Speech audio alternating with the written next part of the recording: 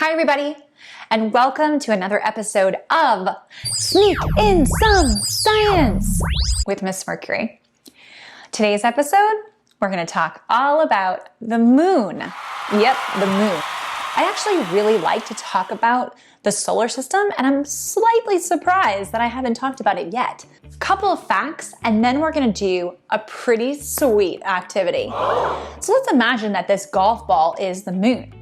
Now the moon is just one big rock. Pretty cool for all those rock collectors out there. There are valleys and there are mountains. And depending on where the sun hits the moon can be very, very, very cold. So cold, colder than anything here. And also can be so wicked hot. Way hotter than anything here on Earth. And so, not really the coolest place or the warmest place to take a vacation, but nonetheless, only 12 people have ever stepped foot on the moon. That's a pretty small group of people. Would you want to go to the moon? I think I would. Pretty sure I would. So when we think about the Earth and the moon, let's think about the word perspective. So the moon is actually smaller than the Earth. This is just a model, but the moon is about 1/4 the size of the Earth, so it's smaller than the Earth.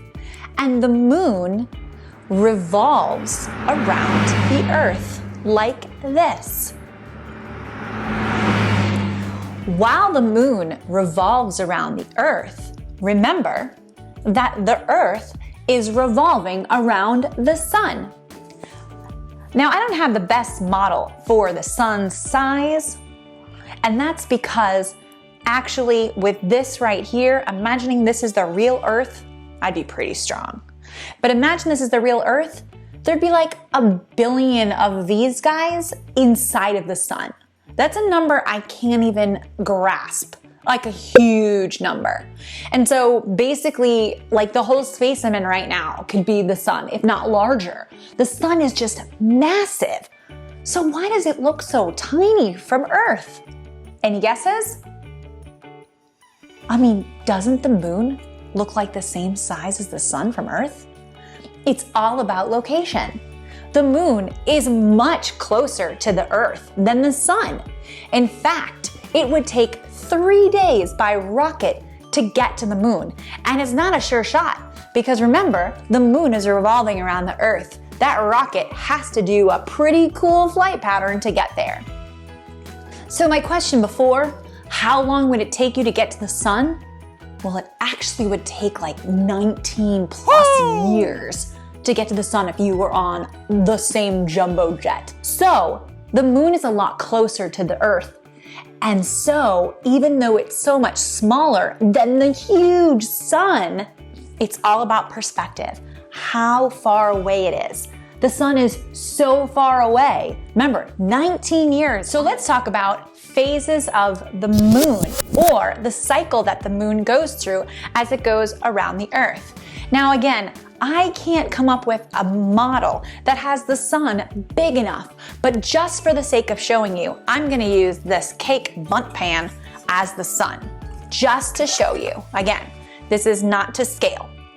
So if the Earth is going around the sun like this, and the moon is going around the Earth like this, there are moments when the sun's light is going to be touching the surface of the moon. And when you look in the sky during the day, because if the sun is shining on the moon, you can see the moon during the day, or at night, you can see what are called phases of the moon, or the cycle of the moon as it goes around the Earth. Cool. The supplies for today's model are actually pretty simple. You're going to need a paper plate, some markers, crayons, colored pencils, whatever you'd like, a fork, and my favorite part of today's activity, cookie sandwiches. And because not everybody can eat cookies or touch cookies, you can also use things like paint, colored pencils, crayons, felt, or fabrics. So as we start our phases, you are going to need 8 Oreo cookies.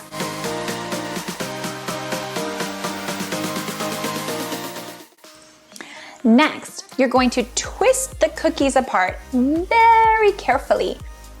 You want to make sure that the icing stays on one side and that the non-icing side looks completely blank.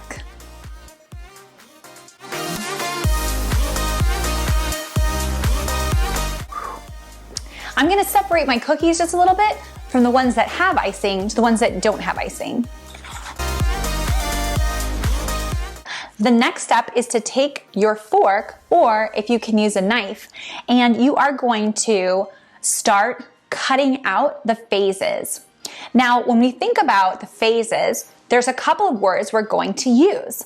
The first word that we're going to use, of course, is the word moon. And the next word is we're going to say either waxing or waning. Waxing means to get bigger. Waning means to get smaller. Waxing, bigger, waning, smaller. Two other words that we're going to be using when it comes to our phases of the moon are gibbous, which describes something that is more than halfway lit up. So when the moon has more than half of it lit up by the sun's light, and crescent. And crescent is shaped like this. Or if you ever had a crescent roll at breakfast or at lunch or dinner, it's shaped like a crescent. That's an actual shape. The other two phases that we're going to cut out are going to be first quarter and third quarter. The two remaining phases of the moon are going to be a full moon, or when all the light is shining on the moon's surface, and the new moon. Draw a line with your fork down the center of one of the cookies, and then take that fork to lift off the icing.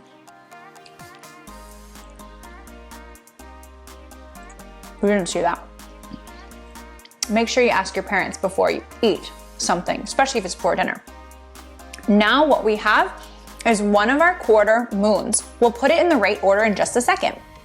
We need to do 2 of these moons. One is a first quarter moon, and one is going to be a third quarter moon.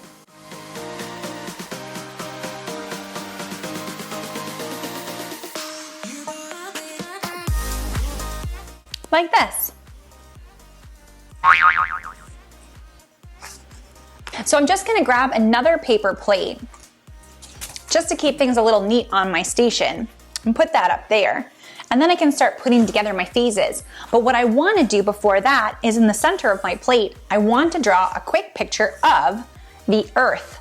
Now don't worry, it seems like drawing the Earth would be very intimidating. It's not. All you're gonna do is have a green and a blue marker or a colored pencil and simply just draw a circle and then mix it in with all different colors of this green and of this blue. Why? Well, most of the Earth when represented in a model is shown as green and blue. But just like this globe. It doesn't have to be perfect, it's meant to be fun.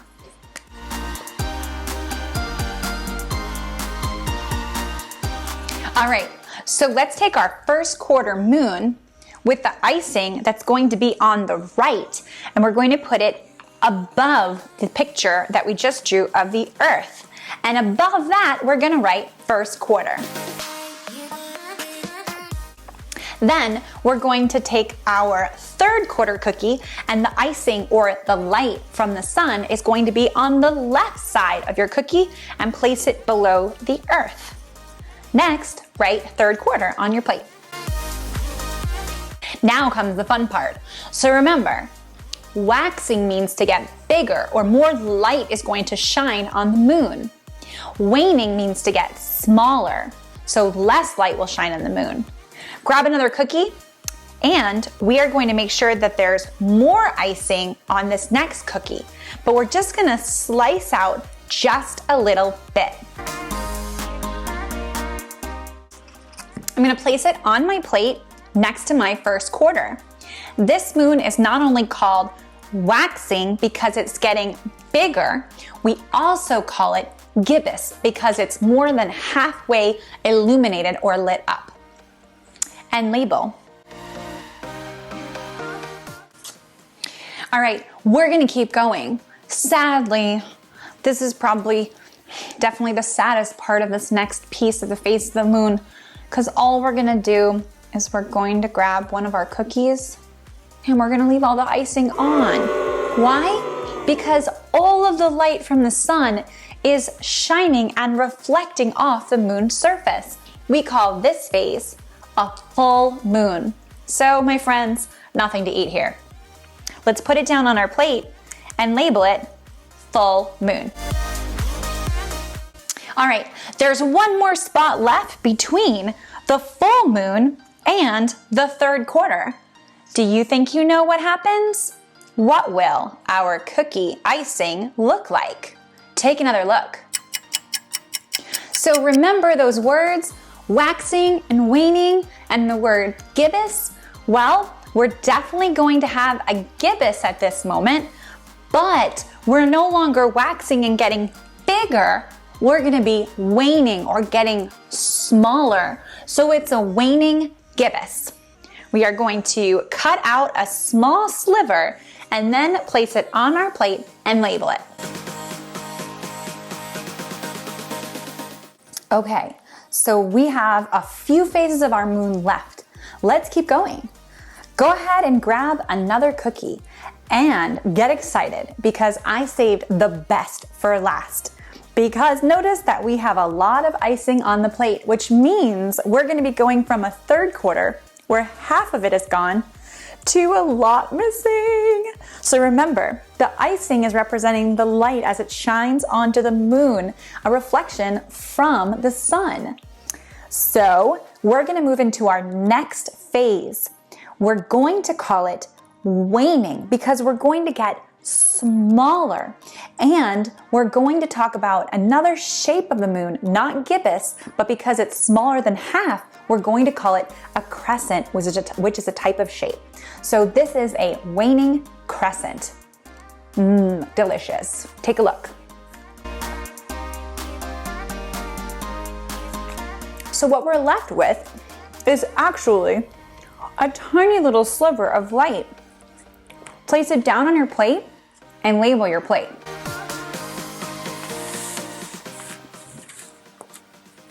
Delicious.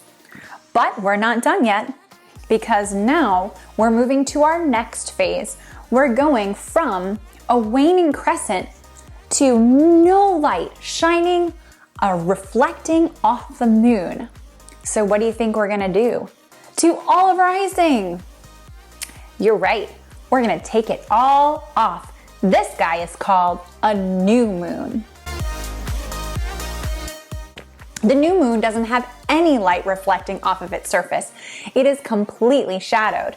Label your new moon. We have one more moon phase left. Can you make a prediction as to what it's going to look like? We're going to go from a new moon with an entire shadow to a first quarter. Hopefully you didn't say gibbous. It's going to be crescent. And not only crescent, but remember the words? To get bigger means waxing, to get smaller means waning. And so if we're going to go from no shadow to this kind of light, we're going to wax. So it's a waxing crescent. Taking your fork, we're just going to do the same thing that we did last time, except the shadow and the light reflection are going to be on the opposite side. Then label your picture. And there you have it, the phases of the moon. As the moon goes around the Earth or revolves around the Earth every 29.5 days, you can see different parts of the sun's light reflect off the moon. And that's what's in front of you. Now, if I were you, I would just take a picture of this, put it in your science journal, and then you'll have it for reference. So when you look in the sky, what kind of moon do you see? Phases of the moon can be delicious. If you don't mind me, I'm gonna do what I've been dying to do over the past few minutes. Take care of this short stack right here.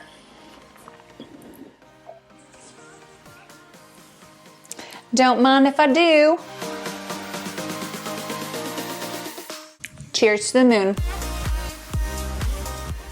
You know, this is my favorite part of the episode. It's when we phone a science enthusiast.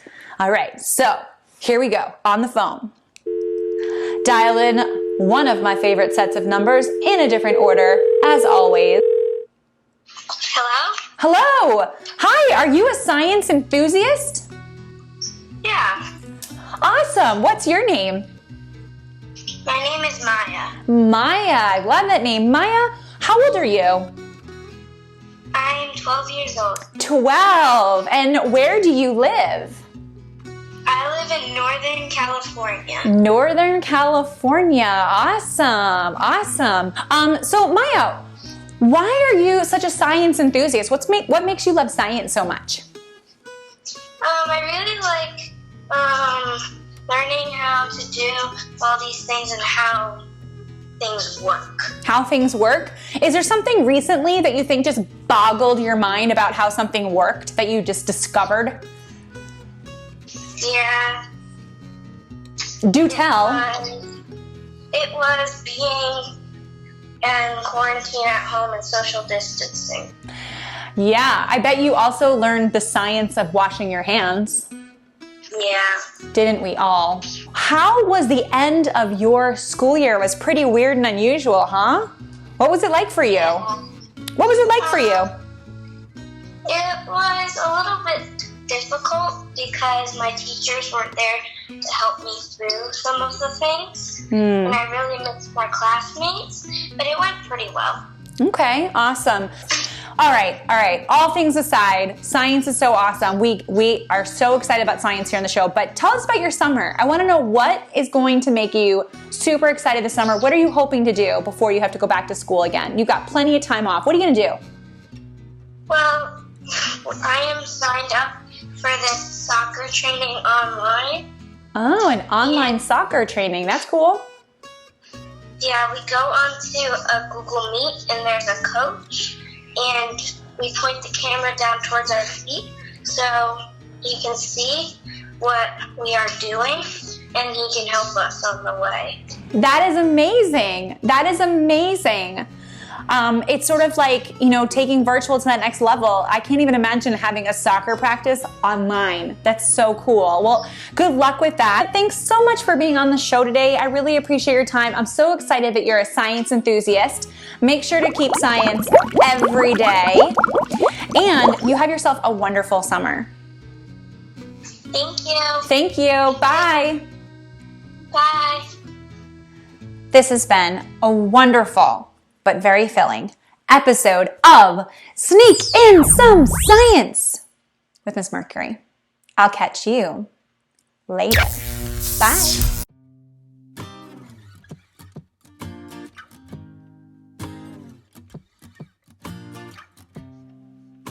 Well, that didn't work.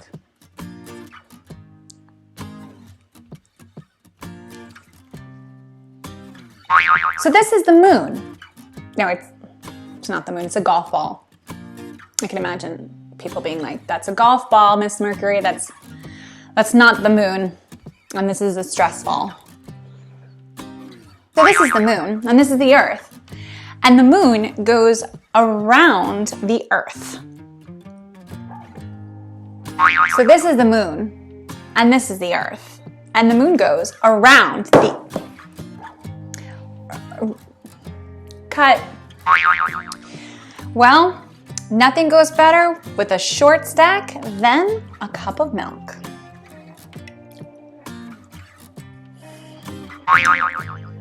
Chocolate milk.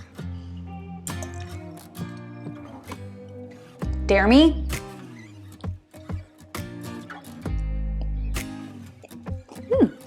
Might be onto something here. Take 2. 3.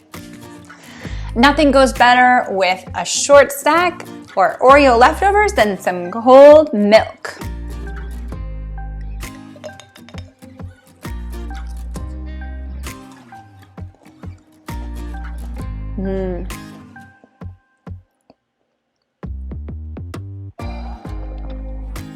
Oh gosh, that's not cold anymore. That's warm. That's warm milk. My parents used to make me drink the warm milk. Won't drink the warm milk. Try a new take. Done. I'll go eat a lot of cookies to get that. Ugh. Hi, Pinky. You want a cookie? No? Okay. More for me. More for me.